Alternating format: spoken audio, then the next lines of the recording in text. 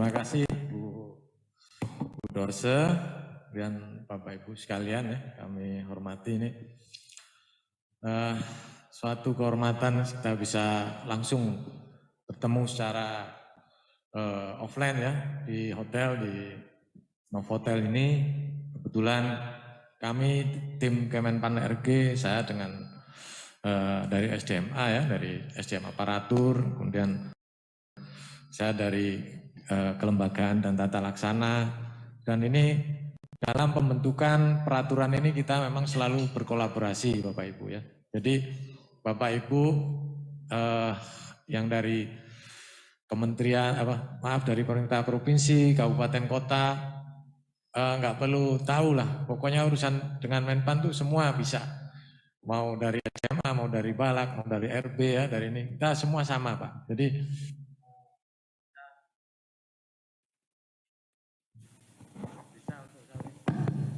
bisa untuk saling bertukar informasi.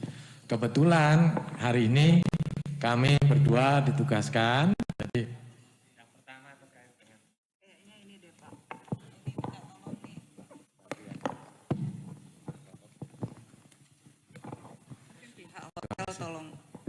Pihak hotel tolong nanti ya dicek-cek itu. Jadi mungkin dalam kesempatan ini kita feel free aja ya Bapak Ibu sekalian. Nanti kalau misalnya dalam penjelasan ada mau ditanyakan, nanti setelah acara kita lakukan FGD. Dan ini memang seru Bapak Ibu sekalian. Jadi setelah kita penjelasan nanti mungkin bisa kalau misalnya susah atau malu untuk bertanya di forum, nanti ada beberapa tim dari kami. Nanti bisa Bapak Ibu istilahnya semacam one on one ya. Karena kan kita tahu nih karakteristiknya kabupaten, kota, provinsi ini berbeda-beda. Bahkan dengan sudah kita berikan model pun itu masih belum customize ya, masih belum pas-pas sekali ya. Jadi yang paling mengerti adalah Bapak Ibu sekalian yang ada di kabupaten, kota maupun provinsi. Mungkin itu ya terkait dari pembukaan. Jadi Permenpan 7 ini kita mempunyai beberapa paparan ya di sini. Jadi yang pertama ini terkait dengan sistem kerja pada instansi pemerintah untuk penyederhanaan birokrasi ya. Jadi ada 3 pokok bahasan nanti yang akan kita sampaikan. Yang pertama ini latar belakang, kedua konsep sistem kerja, dan ketiga adalah penerapan. Nah, latar belakang ini melalui melingkupi alasan, kemudian ruang lingkup kebijakan dan transformasi konsep sistem kerja adalah transformasi organisasi dan sistem kerjanya. Penerapannya mekanisme kerja pada instansi pemerintah. Nah, latar belakang beberapa alasan penting ya. Ini ada 4 alasan yang kenapa diperlukan penyederhanaan birokrasi. Yang pertama, mengurangi hambatan prosedural dalam pengambilan keputusan dan mempercepat proses pengambilan keputusan. Ini otomatis Bapak Ibu sekalian, dari 5 layer yang sebelumnya menjadi 2 layer saja langsung ke fungsional, ini secara langsung akan mengurangi hambatan dalam melakukan pengambilan keputusan. Jadi waktunya juga jadi lebih cepat. Selain itu, dengan perubahan dari 5 layer menjadi 2 layer tadi, otomatis akan berubah proses bisnis yang dilakukan oleh Bapak Ibu sekalian. SOP juga akan berubah. Biasanya melalui A, B, C, D. Nah ini sekarang A sama B saja cukup. Itu. Inilah alasan pertama, yaitu mengurangi hambatan prosedural dan percepatan pengambilan keputusan. Dan ini kita disurvei juga ya Bapak Ibu sekalian ya. Jadi kita ada survei yang dilakukan oleh internasional, yaitu Easy of Doing Business, yang artinya adalah kemudahan dalam perizinan berusaha. Ini sangat disorot karena ini untuk menarik investor Bapak Ibu sekalian. Nah, IODB kita, ranking kita itu masih 80-an Bapak Ibu sekalian. dari 100 sekian negara. Nah, inilah yang nanti dengan adanya penyederhanaan birokrasi yang sudah diluncurkan dari 2019, kita dari Kementerian Pan-RB akan sesuai dengan arahan Presiden, perintah Presiden, kita melakukan delayering dan penyetaraan jabatan serta terakhir adalah mekanisme kerja. Untuk KL, Kementerian Lembaga, ini mereka juga sudah melakukan penyederhanaan birokrasi. Mereka langsung memotong jam layanan yang biasa dilakukan 3 hari, mereka menjadi 24 jam atau 12 jam seperti itu. Jadi di janji layanannya mereka langsung state. Ini contoh dari penyederhanaan birokrasi. Nah, kebetulan kami di Kemenpan RB ini kaitannya dengan organisasi, terkaitannya dengan SDM, nah terkait dengan RB, inilah yang akan kita lakukan simplifikasi yang ada di situ. Kemudian alasan kedua adalah meningkatkan kolaborasi untuk mencapai sinergi dalam mewujudkan cita-cita target ya, kinerja. Kolaborasi ini penting Bapak Ibu sekalian. Kenapa? Kita mempunyai beberapa struktur ya sebelumnya. Kita punya 4 atau 5 layer. 4 layer ini di level kepala seksi saja untuk memindahkan, ibaratnya kepala seksi yang lain mau memerintahkan anggota yang ada di kepala seksi B dari seksi A itu tidak bisa dilakukan. Tidak bisa dilakukan kolaborasi. Kabitnya juga sama, kabit atau kabat mau memerintahkan anggota yang di seksi A atau seksi B itu juga kesulitan. Makanya diperlukan kolaborasi. Inilah salah satunya yang akan kita bahas di dalam latar belakang ini. Kolaborasi ini tidak hanya di dalam lingkungan internal. Ke depan juga mungkin antar kabupaten, antar kota, bahkan provinsi. Untuk kementerian sudah dilakukan. Jadi kementerian ada panitia antar kementerian seperti itu ya. Penilaiannya juga sudah disiapkan di Permen 6 sudah ada. Kemudian kolaborasinya antar kementerian. Jadi pegawai itu merdeka, ASN itu merdeka. Bisa seperti bekerja dimanapun sesuai dengan kompetensi, kemampuan dan keterampilannya. Kemudian yang ketiga, mendorong pemanfaatan teknologi informasi dan komunikasi dalam penyelenggaraan SPBE. Ini saya bilang di awal tadi, kita bicara organisasi yang lincah, kita bicara sistem kerja yang mekanisme kerja baru, tapi tanpa dukungan IT adalah hal yang mustahil. Kenapa? Begitu kita tidak menggunakan teknologi, kita akan kesulitan sendiri. Kenapa? Karena dalam penilaian nanti akan perlu entry ulang. Entry ulang ini otomatis gampang merusak, gampang salah. Jadi seperti itu. Jadi validitasnya kurang percaya. Makanya kita dorong pemanfaatan teknologi. Jadi nanti, terima kasih Pak Sekda. Salam. Yang ketiga, mendorong manfaat IT tadi ya. Yang terakhir adalah mengubah budaya kerja struktural ke budaya kerja inovatif. Nah ini yang mindset Bapak Ibu sekalian. Jadi selama ini hierarki, saya kalau nggak ada disposisi saya nggak kerja. Gitu. Nanti ke depannya ini adalah budaya inovatif. Kalau Bapak Ibu tidak bekerja, ini khususnya yang fungsional ya, tidak akan dapat angka kredit. Atau mungkin sekarang dengan SKP ya, angka kredit mungkin ini masa transisi ya, masa-masa galaunya angka kredit ya. Jadi setelah nanti sudah ada, kalau Bapak Ibu tidak melakukan kinerja, tidak bisa dinilai, tidak melakukan budaya inovatif atau tidak aktif, itu tidak akan bisa dinilai. Dan itu akan, inilah yang disebut dengan budaya yang inovatif, otomatis dengan nilai-nilai berakhlak tadi. Dan konsep dasar ya, di slide selanjutnya, konsep dasar kolaboratif itu bisa antar level ya Bapak Ibu. Jadi intinya penugasan jabatan fungsional dan pelaksana dapat dilakukan secara individu ataupun tim. Jadi misalnya kalau memang satu pekerjaan, satu jenis, ya udah satu orang saja cukup. Ini berarti penugasannya individu. Atau juga tim. Tim ini bisa terdiri dari bermacam-macam jenis jabatan fungsional. Contohnya mungkin yang gampang yang sering kita lihat di rumah sakit ya, di dokter, melakukan operasi, itu ada spesialisnya macam-macam ya. Nah ini dibentuk dalam satu tim. Bayangannya seperti itu Bapak Ibu. Kalau di TVRI juga sama ya, kita juga melakukan sosialisasi dengan TVRI ya, Kementerian Lembaga ya. TVRI juga gitu. Begitu berangkat TVRI itu ada beberapa tim di situ. Ada reporter, ada kameramen, kemudian ada juga anggaran ya, karena mereka diserahkan satu-satu. Nah ini yang disebut dengan tim. Atau dalam analis kebijakan, atau mungkin analis perizinan yang ada dalam Bapak Ibu sekalian. Kemudian yang kedua dapat bersifat lintas unit. Jadi organisasi itu lintas eselon 2 atau lintas eselon 1 atau eselon 3 ya. Serta sifatnya adalah fleksibel, changeable dan movable. Jadi sangat bisa dirubah. Kemudian yang kemarin di sini jadi ketua tim karena ini kebetulan terkait dengan perizinan.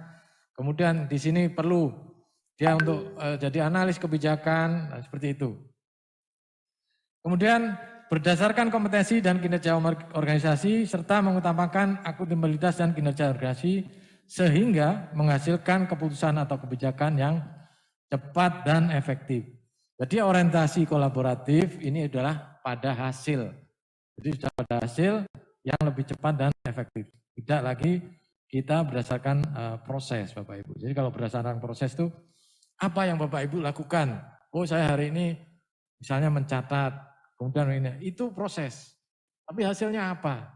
Nah ini nanti yang di sistem kerja yang baru, yang agile adalah hasilnya, bukan dari prosesnya. Termasuk yang ada di dalam butir itu adalah proses ya, jadi bukan belum di hasil seperti itu. Konsep dasar selanjutnya itu sistem kerja adalah serangkaian prosedur dan tata kerja yang membentuk suatu proses aktivitas, pelaksanaan tugas dan fungsi organisasi. Di sini diterangkan ya, ada kedudukannya, mekanismenya, dukungan TIK-nya. Ini Bapak Ibu sekalian bisa buka, otomatis ini sudah, pasti saya yakin sudah punya semua ya, Permen 7 maupun Permen 6, jadi ini ada semua. Jadi kedudukannya PPT, pejabat pimpinan tinggi, pejabat administrasi, pejabat fungsional, pelaksana, kemudian mekanismenya, penugasannya seperti apa, dukungan TIK dan sebagainya. Kemudian selanjutnya konsep dasar ini ada PPK ini bukan pejabat ini tapi pejabat pemilik kinerja dan pejabat penilai kinerja. Itu kita agak hati-hati ya, jadi ada istilah-istilah di situ. Pemilik kinerja adalah pimpinan unit kerja yang bertanggung jawab untuk menghasilkan output dan outcome tertentu. Jadi dia yang punya kinerja, dia yang punya cascading, dia yang dapat turunan dari mandat, dari target. Kemudian pejabat penilai kerja adalah atasan langsung. Ini atasan langsung dari pejabat fungsional. Jadi kita mengenal tinggal 2 layer saja. Pejabat pemilik kinerja dan pejabat penilai kinerja. Pejabat penilai kerja adalah atasan langsung dengan ketentuan paling rendah pejabat pengawas atau pejabat lain yang diberikan ini secara dulunya ya. Nah, pemilik kinerja apa bedanya dengan pimpinan organisasi? Di sini ada. Jadi pimpinan unit organisasi bisa pimpinan tinggi madya, pratama, administrator, pejabat dan segala macam ya. Kemudian ketua tim adalah pejabat fungsional pelaksana yang diberikan peran untuk mengkoordinasikan. Nah, peran koordinasi inilah yang ada di dalam Permen 7. Jadi ini mungkin selama ini peran koordinasi dalam rangka penyetaraan itu ada tugas sebagai subkoordinator, sebagai koordinator, itu hanya peran ya, peran koordinasinya. Kemudian mengidentifikasi peran pejabat, penerapannya ya, tahapan mekanisme. Jadi 2 sistem Bapak Ibu sekalian. Jadi tidak bisa sosialisasi ini hanya untuk pejabat fungsionalnya, tapi juga pimpinan tinggi pratamanya. Karena nanti pimpinan tinggi pratama inilah yang akan membagi tugasnya tadi. Dia yang tahu, misalnya dia mendapat PK, perjanjian kinerja ada 8, dibentuknya oleh dia 8 tim. Seperti itu contohnya. Nah, dari tim-tim tadi inilah dia akan mengkoordinasikan ada beberapa anggota yang perlu atau cukup 1 orang atau cukup 2 orang, 3 orang, ini terserah. Inilah mekanismenya. Jadi tidak bisa hanya diberikan kepada jafungnya saja, tapi juga kepada pimpinan yang membagi tugas. Itu bisa di pratama, bisa di administrator atau pengawasnya. ya berapa ya, seperti KUA itu tidak ada kepala sekolah gitu ya. Jadi itu pimpinan unit kerja tapi pejabat fungsional juga kan seperti itu. Jadi tidak harus pengawas, jadi seperti itu kalau di masing-masing. Nah, inilah nanti yang akan mengidentifikasi sampai tahapan mekanisme penugasan, terakhir adalah pemanfaatan teknologinya. Nah, ini di slide selanjutnya ini kita sudah bikinkan contoh ya, cara mengidentifikasi kedudukan para pejabatnya ya. Jadi nanti mungkin yang cocok kalau ini nanti ada di slide terakhir ya. Ini untuk karena kita bikin slide ini untuk semua KLD ya. Jadi ada yang unitnya Madya ya, eselon 1, kemudian Pratama eselon 2, kemudian administrator ya, pengawas dan struktur. Nah, tahapan mekanisme perencanaan ya, mulai pejabat level 1 itu apa yang dilakukan, pejabat level 2 apa yang dilakukan, penyusunan, penetapan, ini ada detailnya. Semua ada di dalam lampiran Permenpan 7. Termasuk pelaksanaan tahap mekanisme tahap pelaksanaan ya di penerapannya ya. Tadi perencanaan, sekarang pelaksanaan ya. Bahkan sampai tahap evaluasi. Ini sudah ada tugas detailnya. Jadi Bapak Ibu sekalian tidak perlu bingung. Kalau perencanaan ngapain nih yang level 1, yang level 2 ngapain? Ini sudah ada semua. Perencanaan, pelaksanaan sampai evaluasinya. Nah, selanjutnya kita lihat ada flowchart ya, pejabat level 1. Ini merupakan bentuk dari uraian yang tadi. Kalau kita kadang-kadang baca uraian suka ngantuk ya Bapak ya. Bapak Ibu ya, makanya kita baca flowchart aja. Oh, yang penting flow-nya seperti ini. Jadi kita ikuti follow by proses. Mulai perjanjian kinerja turunnya kemana, kemudian dari unit level 1 turun ke unit level 2, perlu dibentuk tim atau tidak, nanti terus turun ke ketua tim, ke anggota tim, kemudian juga melakukan evaluasi, pelaksana. Ini adalah flow-nya seperti ini. Jadi sangat simpel sebenarnya Bapak Ibu. Jadi dulu dilakukan, karena ini hanya 2 layer, kalau dulu dilakukan sampai 4 layer, 5 layer, ini lebih panjang lagi, ke bawah lagi. Nah, cuman kan perannya dulu seperti apa, yang 4 layer dan 5 layer.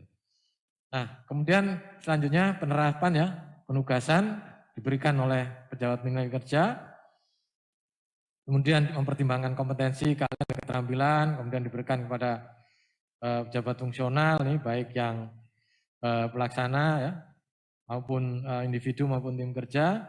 Kemudian penugasan dalam tim kerja dapat melibatkan lebih dari 1 jenis jabatan ya. Ini prinsip-prinsip Bapak Ibu.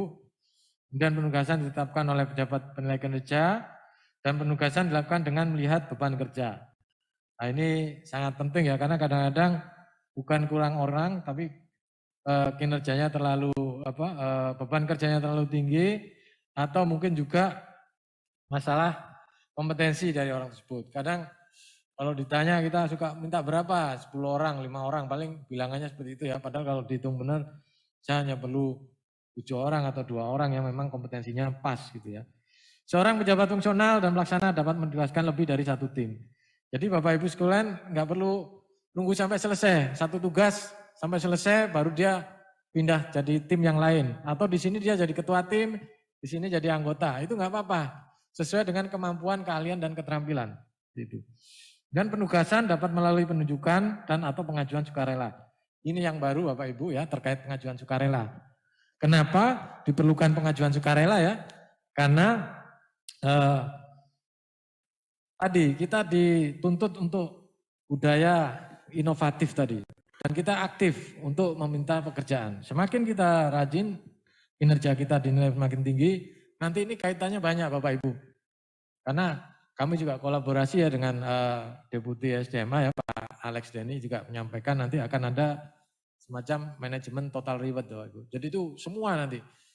Base-nya itu apa? Base-nya dari penilaian kinerja. Kinerja dari mana? Dari cara bekerjanya. Jadi itu. Jadi ini nanti pengaruh juga ke tunjangan dan segala macam. Termasuk penghargaan dan seperti itu. Inilah makanya kita istilahnya diberikan stimulus lah ya untuk bisa melakukan pengajuan sukarela seperti itu. Dan penerapan struktur penugasan ini untuk pejabat level 1 yang langsung ya. Ini tapi jarang ya Bapak Ibu ya. Biasanya penilai ini juga dimandatkan ya, diturunkan ke misalnya tadi Pak Sekda gitu ya, Pak Sekda nggak mungkin menilai sendiri kadang-kadang. Jadi diturunkan ke mungkin ke para bironya atau mungkin ke kabit ya, asisten ya, seperti itu. Nanti ini ada contoh-contoh modelnya. Gitu. Selanjutnya, nah ini untuk yang ini yang sering ya, yang diturunkan. Jadi pejabat level 1 menetapkan kinerja pejabat level 2. Pejabat level 2 selaku pimpinan unit organisasi memberikan penugasan sekaligus penilaian kinerjanya bagi pejabat nasional. Ini yang kuning itu adalah merangkap ya, pejabat penilai kinerja dan memberikan tugas. Kalau yang di awal yang memberikan tugas yang di atas, kemudian yang menilai tetap yang di tengah yang level 2 seperti itu. Kemudian ada juga yang satu level ya, jadi yang kayak kepala sekolah yang di bawah eselon pengawas ya. Kemudian ini itu. Ini langsung PPT Pratama langsung ke Jafung seperti itu. Dan administrator juga. Ini di beberapa tempat juga ada yang seperti ini ya, misalnya kayak UPT ya, UPT yang balai besar itu sudah tidak ada kabitnya ya, seperti di BMKG atau mungkin di beberapa tempat BPKP itu langsung. Jadi langsung dari BKKBN Bapak Ibu. Jadi BKKBN itu kepala BKKBN langsung ke fungsional semua. Jadi strukturnya seperti ini. Kepala UPT. Selanjutnya ini yang contoh untuk daerah ya. Sekretaris daerah sebagai pejabat menilai kinerja, menetapkan kinerja ASDA dan memberikan penilaian terhadap CF dan pelaksana. Kemudian ASDA selaku pimpinan organisasi memberikan penjelasan kepada pejabat fungsional dan pelaksana. Terus ketiga ini kepala biro di provinsi dan kepala bagian di kabupaten kota memberikan rekomendasi penugasan dan penilaian kinerja. Ini untuk beberapa model. Kemudian model kedua asisten daerah sebagai pejabat menilai kinerja, menetapkan kinerja kepala biro atau kepala bagian. Kepala biro atau kepala bagian sebagai pimpinan organisasi memberikan penugasan kepada fungsional. Nah, ada lagi model yang ketiga, asisten daerah sebagai pejabat menilai kinerja, menetapkan kinerja kepala biro dan kepala bagian. Kepala biro atau kepala bagian menugaskan kemudian kepada pejabat fungsional dan pelaksana yang langsung di bawahnya. Ini ada 3 struktur ya, cara penugasannya seperti itu. Nah, yang terakhir ini terkait dengan penerapan mekanisme penugasan. Ini yang agak berbeda adalah yang lintas instansi ya. Jadi kalau penunjukan langsung instansinya ada, tapi kalau sukarela lintas instansinya belum ada contohnya Bapak Ibu. Jadi masih berdasarkan penunjukan dari kementerian atau lembaga yang membutuhkan. Kemudian instrumen penugasan ya, bisa surat tugas, bisa surat keputusan ya. Kalau lintas unit organisasi otomatis dengan surat keputusan, instansi juga, tapi kalau dalam unit atau lintas unit masih bisa dilakukan dengan surat tugas oleh pejabat yang berwenang yang ada di situ. Kemudian dialog kinerja nanti mungkin lebih detail disampaikan. Ini mulai perencanaan pelaksanaan evaluasi, dialognya seperti apa, ini bisa nanti inikan. Nah, penyederhanaan birokrasi ini statnya ya, mulai struktur ya. Di selanjutnya ya, slide-nya. Di slide terakhir ya, mulai struktur ya, seperti itu ya. Nah, penyetaraan jabatan, kemudian penyesuaian ini semua sudah dilakukan oleh kementerian Bapak Ibu. Jadi mungkin untuk Bapak Ibu yang daerah sekarang, ini bisa mendapat lesson learn, contoh ya, mendapat contoh dari kementerian atau lembaganya tadi. Jadi tidak perlu ini, karena memang beberapa struktur itu sama di kementerian. Kementerian ini termasuk ada UPT, ada instansi vertikalnya Bapak Ibu. Jadi di situ ada, Bapak Ibu bisa contoh atau melakukan ini. Bahkan di beberapa provinsi ya, sekda provinsi maupun kota termasuk Balikpapan juga termasuk aktif ya. Kemarin sebelum kita melakukan sosialisasi untuk semua, itu sudah mengirimkan semacam draft ya, rencana peraturan wali kota, perwali terkait dengan mekanisme kerja ini. Jadi ada perbub, perwali, ada gubernur sendiri ya. Nah seperti itu. Ini otomatis memang kita berikan waktu 1 tahun ya Bapak Ibu sekalian untuk ini. Jadi ini kan dikeluarkan Februari 2022, nanti kita ada masa transisi sampai Februari 2023. Nah, diharapkan di transisi ini Bapak Ibu sekalian sudah bisa mencari model yang tepat di situ. Model yang tepat yang mana, kemudian Bapak Ibu bisa keluarkan peraturan gubernur, bupati, atau wali kota. Dan ini kami sudah koordinasikan dengan Kementerian Dalam Negeri, terutama di Dirjen Otonomi Daerah. Sekarang dirjennya jadi PLT ya. Jadi di Dirjen Otonomi Daerah dan beberapa yang sering aktif di Direktur FKPP ya Pak CK ya, ini yang sering kita mintakan sharing ya, jadi seperti apa nanti memang untuk kabupaten, kota dan gubernur ini karena penghulunya ada, pembinanya ada di Kemendagri, makanya kita hanya mengatur secara umum untuk kementerian dan lembaganya.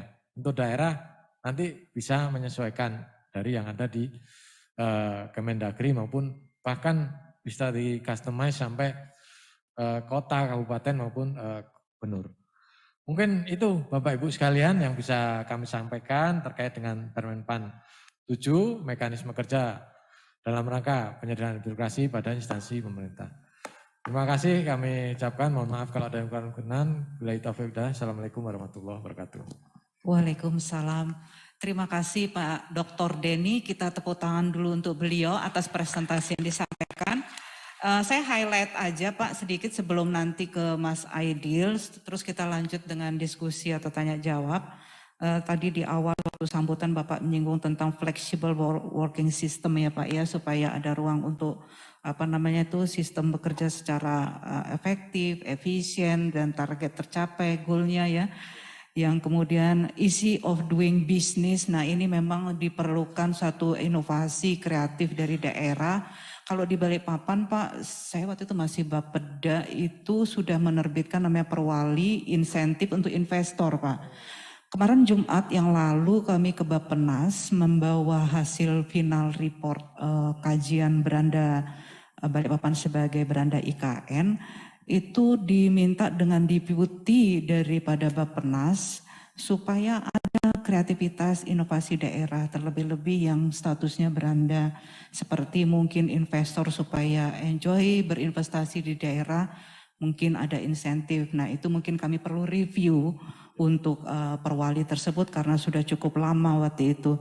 Kemudian ada info dari Pak Denny, mudah-mudahan ini bisa meningkatkan posisi peringkat Indonesia, posisi 80 dari ratusan negara Pak ya untuk skala prestasi dalam investasi. Kemudian kementerian dan lembaga sudah mengurangi dari jam layanan tapi tetap kinerjanya bisa maksimal. Terus kemudian ASN Merdeka bekerja dimanapun sesuai kemampuan, capability.